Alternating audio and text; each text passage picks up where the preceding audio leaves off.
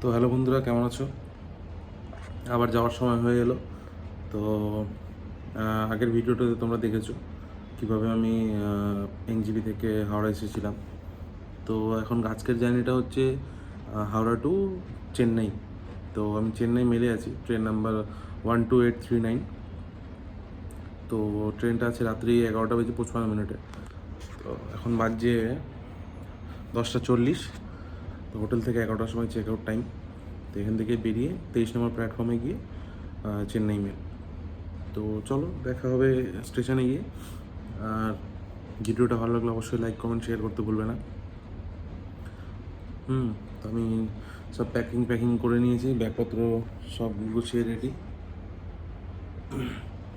বসে আছি টাইমের জন্য। আর শরীর কাটাচ্ছে না, কোমর ব্যথা করছে প্রচুর। চলো দেখা হচ্ছে স্টেশনে। টাটা। সো ফাইনালি উঠে গেছি। তো ভাগ্যক্রমে আজকে কুপে পেয়েছি। আমি তোমাদের দেখাচ্ছি কুপেটা কেমন হয়। এই যে কুপে, এখানে দুটো বেড আছে। বেডগুলো কিন্তু সামান্য অন্যান্য সিটের থেকে অনেক চওড়া।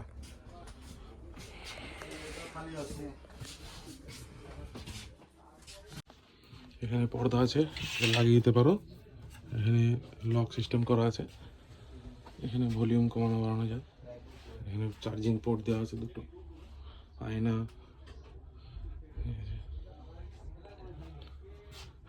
এখানে দিয়েছে মনে হয় এগুলো চাদর। বাইরে প্রচণ্ড ভিড়। এখন বাজে 12টা 2। ট্রেন ছাড়া তো টাইম হয়ে গেল, এখনো পর্যন্ত ট্রেন ছাড়েনি। দেখা যাক কখন ছাড়ে। এসিটাও চালু করেনি, এখনো গরম লাগছে। যা যা হবে আপডেট দিতে থাকবো, দেখি কখন ছাড়ে। এটা উড়িষ্যা হয়ে যাবে ট্রেনটা। আজকে অনেক জায়গায় ঘোরা হবে, দেখি যেটুকু পারবো কভার করবো সব।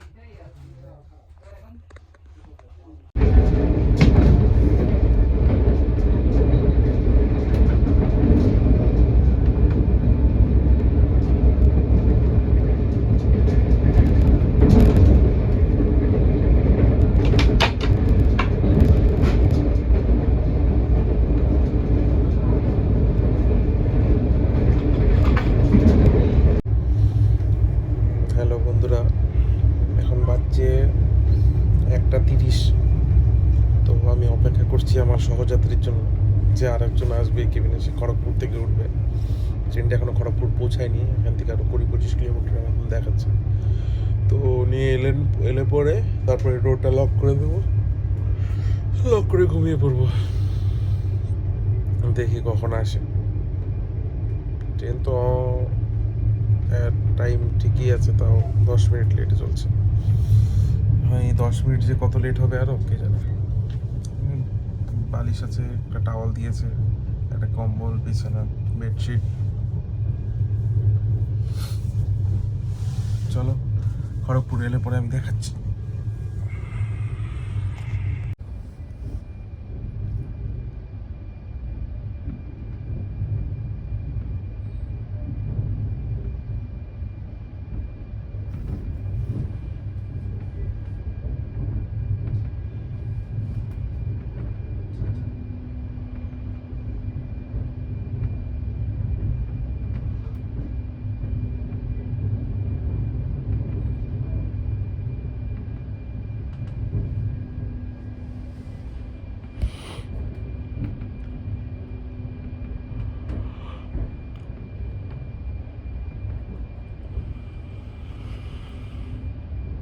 ট্রেন এখন পৌঁছে গেছে খড়গপুর স্টেশনে। এখন দেখা যাক আমার বগিতে কে ওঠে। এতক্ষণ তো হাওড়া থেকে একাই এলাম। তো শুনেছি খড়গপুর নাকি আমাদের ভারতবর্ষের সব থেকে চওড়া রেলওয়ে স্টেশন।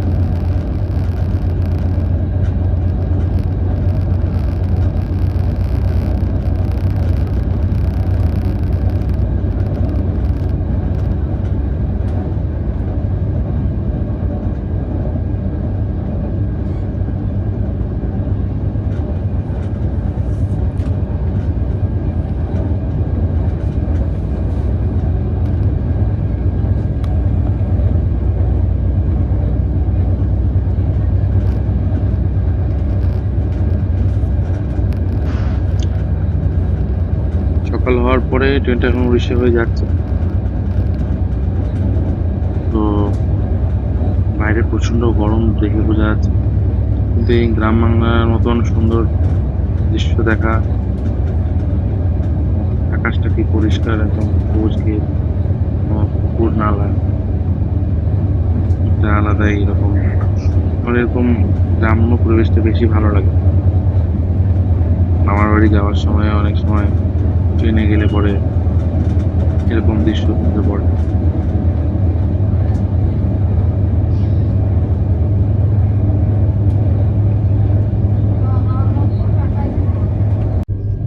ট্রেনের জার্নি বলতে গেলে একা একা খুবই বোরিং। আমার সাথে যে সহযাত্রীটা আছে তিনি খুব ভালো, বাড়ি থেকে উনি খাবার নিয়েছিলেন, তো আমরা শেয়ার করে খেলাম। দেখো পাহাড়টা কত সুন্দর লাগে, সবুজ একদম, ছোট ছোট নদী।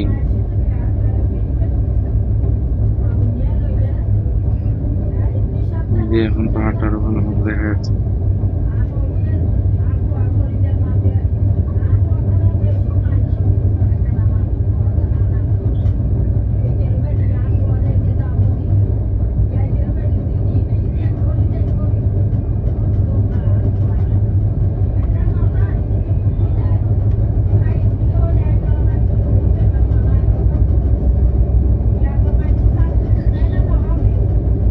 গ্লাসটা পরিষ্কার নয়, যে কারণে ফুটেজটা ভালো আসছে না।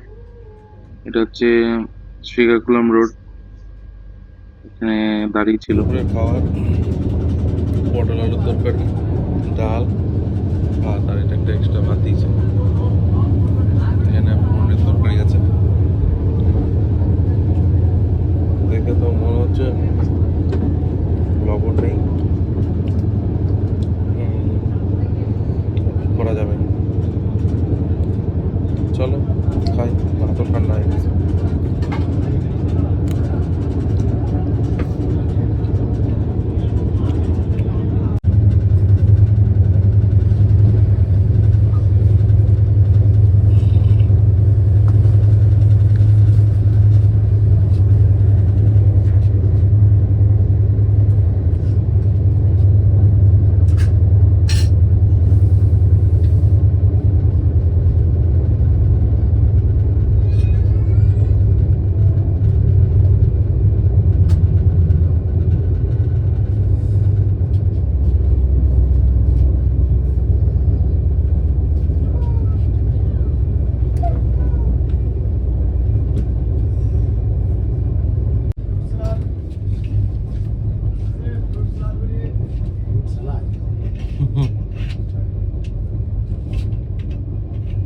सुबह ब्रेकफास्ट लिया मैं 2 ठो ब्रेड और 1 ठो अंडा ऑमलेट 50 रुपए। तो रोटी लाया नहीं, रोटी खाया, इडली खाया है। चेन्नई तक हो सर, विजयवाड़ा हो ना गुडूर। शाम का भी रहेगा ना खाना। अच्छा भाई सुनिए, चिकन एक ही पीस था? लेग पीस होगा, एक पीस होगा तो वही एक ही पीस था चिकन। लेग पीस होगा तो सिंगल होगा, और इधर का पीस इधर डबल पीस।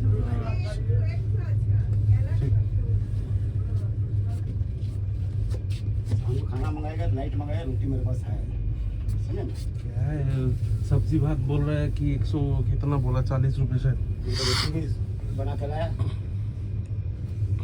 सूखा सूखा ही लाया एकदम, वो दबड़ा कुछ नहीं।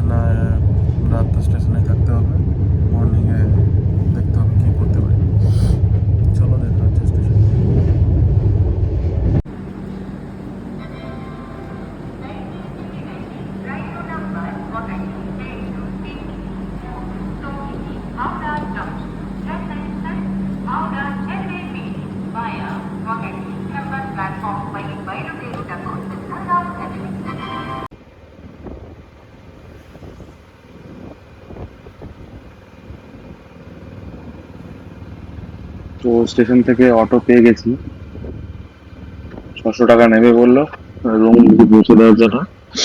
তো উঠে বললাম, এখান থেকে মোটামুটি আধ ঘন্টা মতন সময় লাগে নাইডুপেটা যেতে। তো অটোওয়ালার এত ঘুম পেয়েছে যে রাস্তায় দুবার মনে হয় অটো কখনো বাঁ দিকে ঢুকিয়ে দিচ্ছে, কখনো ডান দিকে ঢুকিয়ে দিচ্ছে এই ঘুমের করে। মাঝখানে তো মনে হলো ওকে বলেছি তুমি পেছনে বসে, আমি চালাচ্ছি। তো যাই হোক, চলছি। এই ভিডিওটা যখন আমি এডিট করছি তখন দেখছি যে এই স্টেশনের পরের যে ফুটেজ গুলো ছিল সেগুলো বাই মিস্টেকলি ডিলিট হয়ে গেছে। কি হয়েছে আমি বুঝতে পারছি না, যেটার কারণে সেটা আর এডিট করা যাচ্ছে না। ভিডিওটা এখানে অবধি করা রইলো। ওই নাইডুপেটা আমি পৌঁছানোর পরের ফুটেজটা আর আমার কাছে নেই। তো যেটাই হোক, এখন দেখি এখানে কয়দিন থাকা হয়। তো ভিডিওটা এই পর্যন্তই রাখছি, কারণ এর পরের কোনো ফুটেজ আমার কাছে নেই। তো ভিডিও যদি খারাপ লাগে অবশ্যই ডিসলাইক করতে পারো, কমেন্ট সেকশনে জানাইও। দেখা হচ্ছে পরের ভিডিওতে। চলো টাটা, বাই বাই।